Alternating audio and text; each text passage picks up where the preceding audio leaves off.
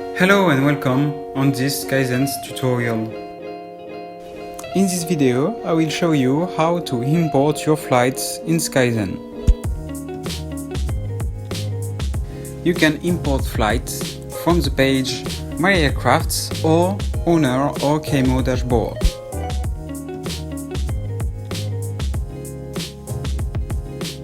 Then select the source of your flight logs and the date of your last imports.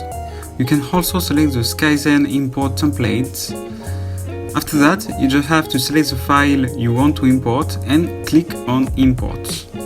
The flight logs will be added in the table and then click on Check to be sure the data are correct. Finally, click on Save and your flight will be added to the relevant aircraft.